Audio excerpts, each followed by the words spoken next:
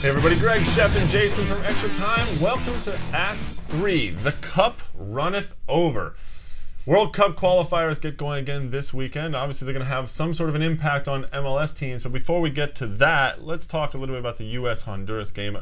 In Honduras, not easy to win. Of course, Honduras, a lot of turmoil down there with the politics. How do you see this one going? Yeah, I think this is exacerbated by the military coup, by the political climate down there. This is going to be the ultimate hostile environment. I think the U.S. will struggle in this game. Honduras is undefeated at home in this section of the hexagonal, so it's going to be a very tough game for the U.S. to win down there.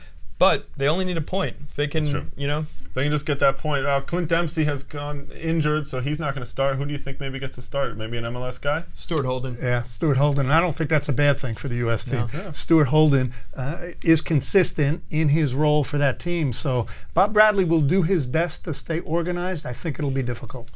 Well, Stuart Holden playing very well for the national team every time he gets in there. Now, Honduras will not be, they won't have the services of their captain, Amado Guevara. However, Guevara also won't be with Toronto. Toronto, a huge game coming up this weekend. San Jose coming up to the Great White North. This is the impact game of the week for MLS.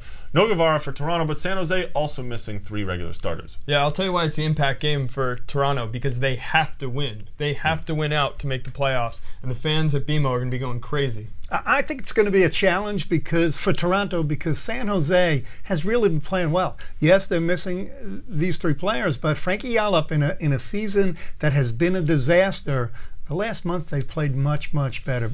Toronto's got to push the game. They have played better, but you're taking Arturo Alvarez, you're taking Sanchez, you're taking Simon Elliott out of that team. That's a big, giant chunk of their midfield, and you're going against a team with, even without Guevara, one of the better midfields in the league. That's true. I think missing Alvarez is the big one for San Jose. It's just such a dynamic player out there. And Toronto still has De Rosario out there. They have Juan de Guzman to control the midfield for them.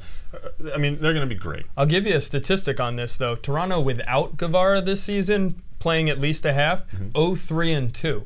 So maybe Guevara plays a little bigger point than you think. One thing we've learned in Major League Soccer this year, it's very tough to predict results, so should be a close game. Another thing we've learned is Jason always has decent stats for us. Another big game this weekend is Columbus at New England. The Crew will be without Robbie Rogers and most likely Chad Marshall as well, both with the national team.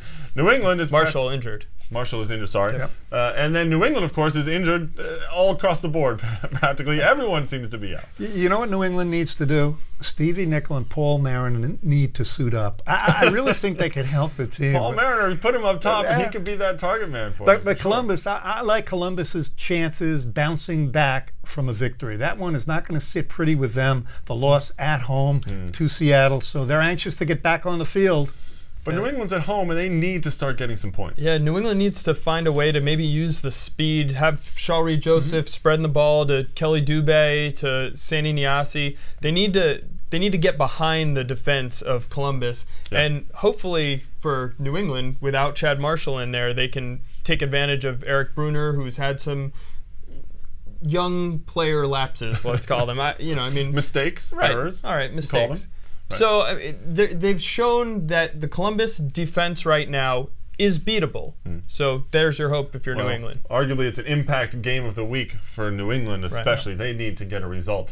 Well, results have not been on the table very much lately in the ET Cup, unfortunately. We've all been pathetic. We have been rather pathetic, that's for sure.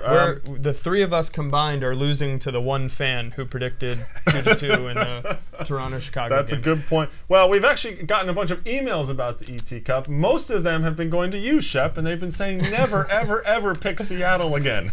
You know what? I totally agree, because early in the season, I picked Seattle to get the MLS Cup. I still like that, but I am not picking them in the ET Cup again. I'm a jinx. I'm staying away. Seattle fans are grateful for it. I'm staying away. Well, last week, no success as it was. Shep, you predicted that Colorado would beat New England 2-0, and instead it was 1-1.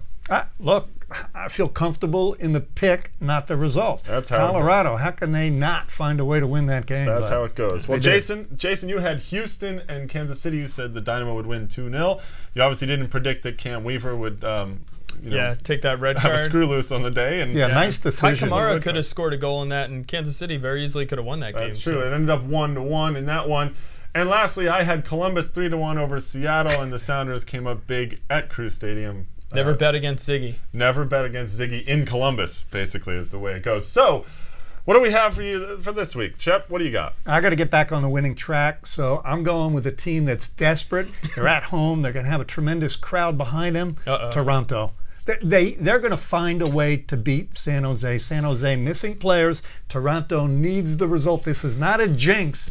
I'm giving them a pat on the back, 1-0 Toronto over San Jose. I think the MLS net servers just went berserk with emails coming in saying, no, no. Yeah. And I'm going to accentuate this by taking Toronto as well. I took Toronto 2-0.